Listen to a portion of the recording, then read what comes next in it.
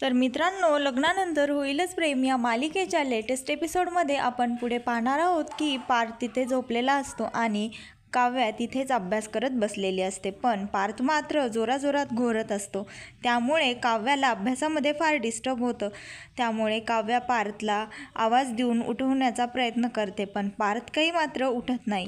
त्यानंतर काव्या पार्थला स्केलने हलवते व देशमुख देशमुख म्हणून आवाजही देते, पण पार्थ काही मात्र उठतही नाही व तिच्या आवाजाला रिस्पॉन्सही करत नाही. त्यावर काव्या म्हणते, मी आवाज दिल्यासच कसा यांचा घोरण्याचा आवाज वाढतो, हे नक्कीच मुद्दाम करत असतील. त्यानंतर काव्या उठते व पार्थच्या जवळ जाते. त्यानंतर ती म्हणते, हा घोरण्याचा आवाज आहे की रणगाड्याचा आवाज आहे? 10 वाजलेत तरीही त्यांचा उठण्याचा पत्ता नाहीये. पण मी मात्र इकडे सकाळपासून अभ्यास करत बसलेली आहे. पण मी मात्र आता यांना शांत करून दाखवतेच. व असं म्हणून ती पार्थच्या जवळ जाते व एक पिलो घेते आणि पिलोने थोडंसं त्यांना मारते. त्यानंतर ती तिथेच असलेले एक बुक घेते व त्यांच्या कानामध्ये जोरात ओरडते, पार्थ पार्थ म्हणून. त्यानंतर पार्थ अचानक डचकून उठतो व म्हणतो, प्रेझेंट. त्याला वाटतं की तो स्कूलमध्येच आहे. त्यानंतर तो म्हणतो, एवढं ओरडायला काय झालंय? आणि त्यानंतर काव्या म्हणते, काय इथे परेड चालू आहे का? त्यावर पार्थ म्हणतो, काय? तर काव्या म्हणते, नाहीतर काय, केवढ्या जोराजोरात तुम्ही घोरत होतात. तुम्ही टॉप 30 आर्किटेक्टमधनं आहात ना एक? तर त्यावर पार्थ म्हणतो, मग काय झालं, आर्किटेक्ट काय घोरू शकत नाही का? काव्या म्हणते, नाही, पण तुम्ही जरा जास्तच घोरत होतात. जर घोरण्याचा कॉम्पिटिशन लावलं ना तर त्यातही तुम्ही टॉपरच असाल. त्यावर पार्थ म्हणतो, थँक्यू. काव्या म्हणते, तुम्ही काय हसताय, मी तुमचं कौतुक नाही करत आहे. तर मग पार्थ म्हणतो, करा ना मग कधीतरी, थोडं कौतुक करायला शिका. त्यानंतर पार्थ म्हणतो, काय आज काय क्लासला सुट्टी घेतलेली आहे की काय? त्यावर काव्या म्हणते, क्लासला सुट्टी घेतलेली नाही आहे, क्लासला सुट्टी आहे आणि तरीही मी सकाळपासनं उठून अभ्यास करत बसलेली आहे. त्यावर पार्थ म्हणतो, वा छान, तुम्ही एवढं अभ्यास करण्याचं मनावर घेतलेलं आहे तर मग मला आता पार्किंगमध्ये एक जागा रिकामी करावी लागेल. त्यावर काव्या म्हणते, हे तुम्ही काय म्हणतात? पार्थ म्हणतो, हो बघा ना, आता तुम्ही जाऊन उद्या कलेक्टर होणार, मग परवा तुम्हाला लाल दिव्याची गाडी येणार, त्यासाठी आपल्या पार्किंगमध्ये जागा नको का? तेवढ्यातच पार्थला ऑफिसमधनं फोन येतो व पार्थ म्हणतो, काय 10 वाजलेले आहेत, तुम्ही मला उठवलं का नाही काव्या? तर काव्या म्हणते, मी का उठवू तुम्हाला? तुम्ही मला सांगितलं होतं का की तुम्हाला लवकर जायचं आहे किंवा मला उठव म्हणून? त्यानंतर त्याचा फोन वाजतच असतो. काव्या म्हणते, आता तरी तो फोन उचला. पार्थ म्हणतो, कसले आहात हो तुम्ही? जर तुम्ही अभ्यासाला सकाळी उठलाच होतात तर मलाही उठवलं असतं, तर तुमचा अभ्यासही झाला असता आणि माझी मीटिंगही झाली असती. त्यानंतर पार्थ फोन उचलून मॅनेजरला सांगतो, आज मी वर्क फ्रॉम होम करणार आहे. त्यानंतर पार्थ रेडी व्हायला जातो व काव्या अचानक नकळत त्याचं ब्लँकेट फोल्ड करत असते. त्यानंतर ती ब्लँकेट म्हणते स्वतःशीच की मी काय यांचं ब्लँकेट फोल्ड करत आहे, पार्थ देशमुख त्यांचं बघून घे. व इकडे वसू आत्या रम्याला म्हणत असतात, आज तुझे 10 बोटे तुपामध्ये आहेत, आज कशी तुझी किती छान गुड मॉर्निंग झालेली आहे. त्यावर रम्या म्हणते, हो, आणि काव्याची बॅड मॉर्निंग. आत्या म्हणतात, करशील, ती तू नक्कीच करशील, मला याची खात्री आहे. खरं तर तुला सांगू का, तुझं आत्ताचं हे रूप पाहून मला असं वाटतंय तू एका सिरियलची वॅम्प आहेस, टीव्हीला आग लावणारी वॅम्प. यावर रम्या म्हणते, नाही आई, आता मी फक्त आग लावणारी रम्या नाही आहे, तर काव्याच्या आयुष्यात वणवा पेटवणारी रम्या आहे. बघ आता मी तिच्या आयुष्यात कशी आग लावते ते. मग बघ त्याचा कसा भडका उडतो आणि मग तो तिची बहीण नंदिनीही विझवू शकणार नाही.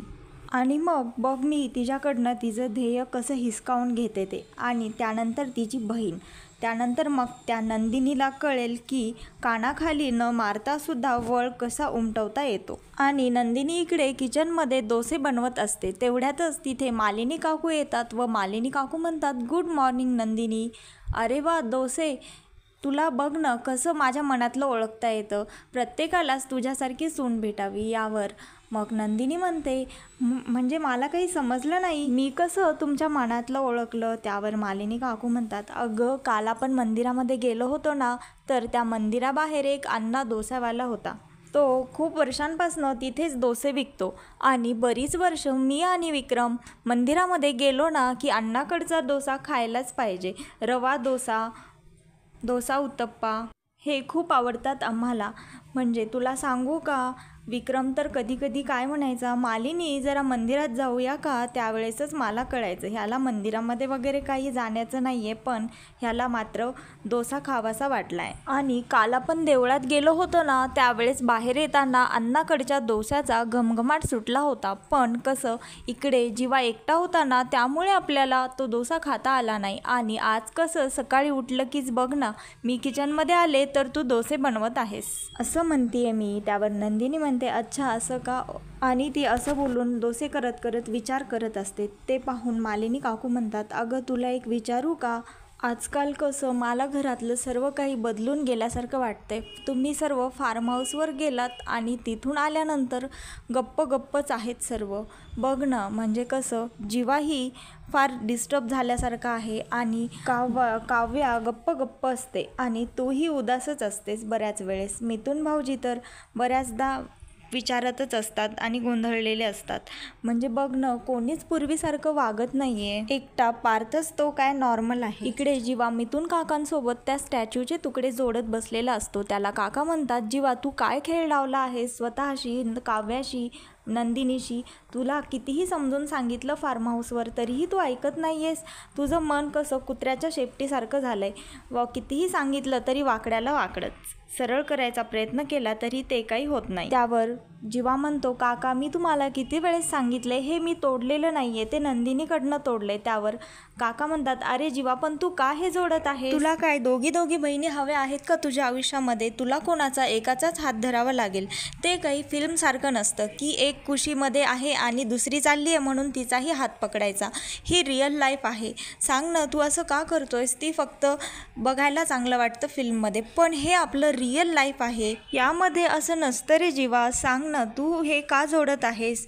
आणि काव्या आता तुझ्या मोठ्या भावाची बायको आहे. मुळात ती तुला कशाला हवी आहे तुझ्या आयुष्यात? नंदिनीसारखी एवढी चांगली बायको तुला भेटली आहे. आणि एक मिनिट, तू जर असं म्हणत असशील ना, तर काव्या आता माझ्या मनात नाही आहे, तर मग चल आत्ता मंदिराजवळ चल, देवाजवळ चल आणि मग त्याच्यासमोरच ओरडून म्हण की काव्या माझ्या मनात नाही आहे. जर मी खोटं बोलत असेल तर माझी जीभ जडेल. आहे हिम्मत? म्हणू शकतोस?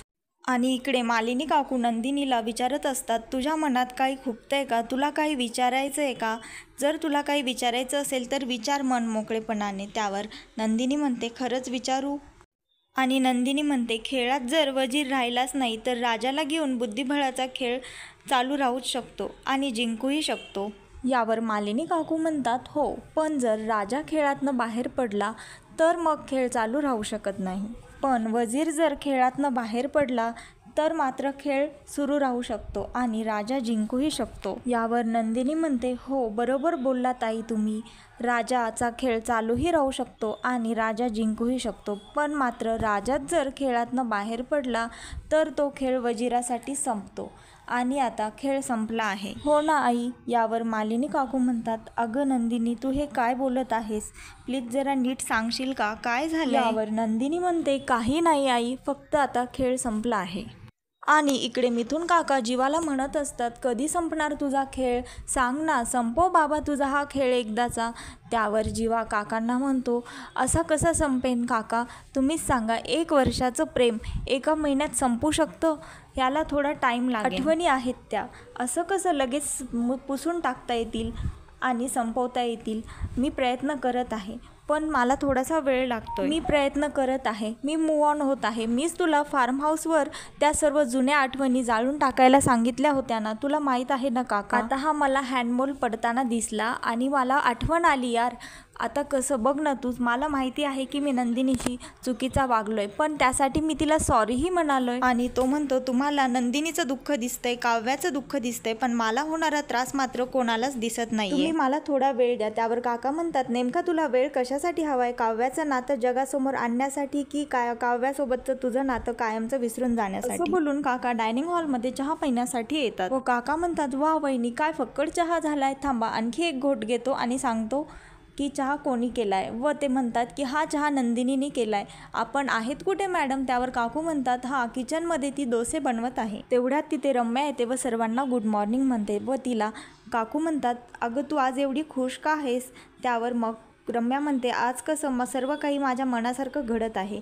त्यावर काका म्हणतात नेमकं काय तुझ्या मनासारखं झालं. तेवढ्यात रम्या म्हणते ऑफिसमध्ये सर्व मीटिंग्स मनासारख्या होत आहेत, क्लायंटचाही छान रिस्पॉन्स येतोय, त्यामुळे सर्व काही मनासारखं होत आहे असं म्हणायचं होतं मला. यावर मालिनी काकू म्हणतात नक्की ना. तर मग रम्या म्हणते हो मामी, पण तू असं का विचारत आहेस. त्यावर मालिनी काकू म्हणतात आजकाल या घरामध्ये कोणाच्या मनात काय चालू आहे हे काहीच कळत नाहीये. काकू म्हणतात तुला ऑफिसला जायचं आहे ना. त्यावर रम्या म्हणते हो, पार्थ आला की निघू आम्ही. तेवढ्यातच तिथे काव्या येते व म्हणते पार्थ आज ऑफिसला येणार नाहीयेत. तर मग रम्या म्हणते आता पार्थने ऑफिसला यायचं की नाही हेही तू ठरवणार आहेस का काव्या. ऑफिसला जायचं आहे आम्हाला तिकडे फार कामे असतात. त्यावर काव्या म्हणते मुळात पार्थने ऑफिसला किंवा दुसरीकडे कुठेही जायचं आहे की नाही हे मी का ठरवू.